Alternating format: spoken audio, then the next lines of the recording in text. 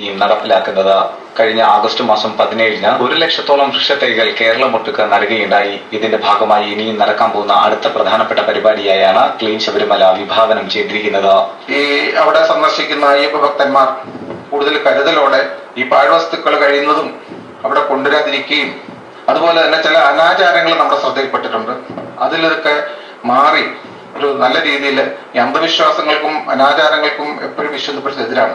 അപ്പൊ അതുകൊണ്ട് അത്തരത്തില് അതിൽ നിന്നൊക്കെ ഇവരെ മോചിപ്പിച്ചുകൊണ്ട് ഒരു നല്ല തരത്തിലുള്ള നമ്മുടെ ഐതിഹ്യങ്ങളൊക്കെ പറയുന്ന പോലുള്ള ഒരു ശബരിമല ദർശനം സാധ്യമാകുന്ന തരത്തിലേക്ക് ഇനിയും വരുന്ന വർഷങ്ങളിലെങ്കിലും കൊണ്ടെത്തിക്കുക എന്നുള്ളതാണ് നമ്മളുടെ ഈ ദൗത്യത്തിന്റെ പ്രധാന ലക്ഷ്യം. ഈ മാസം 28-ന് രാവിലെ 4-ന് പമ്പയിൽ നിന്നും ആരംഭിക്കുന്ന ശുചീകരണ പരിപാടിയിൽ 1000 പേർ പങ്കെടുക്കും. 250 ആളുകൾ പമ്പയിലും 750 ആളുകൾ പമ്പ മുതൽ ശബരിമല വരെയുള്ള 2 വഴികളും സന്നിധാനവും പരിസര പ്രദേശങ്ങളും ശുചിയാക്കും. പമ്പയിൽ നിന്നും സന്നിധാനത്തെത്തിയ ശേഷം 5 വിഭാഗമായി തിരിഞ്ഞ് സന്നിധാനവും മാളികപ്പുറവും ഭസ്മക്കുളവും നടപ്പന്തലും മറ്റു സമീപ പ്രദേശങ്ങളും വൃത്തിയാക്കും. ശേഖരിക്കുന്ന എല്ലാ മാലിന്യങ്ങളും ശാസ്ത്രീയമായി സംസ്കരിക്കുന്നതിനുള്ള തയ്യാറെടുപ്പുകളും നടത്തിയിട്ടുണ്ട്.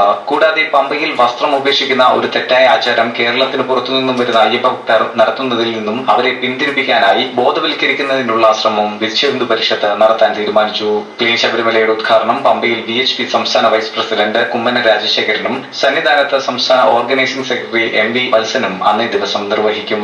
സംസ്ഥാന ജനറൽ കൺവീനർ SJR കുമാർ, സംസ്ഥാന vice president professor Sarala Panicker എന്നിവർ വാർത്താ സമ്മേളനത്തിൽ പങ്കെടുത്തു.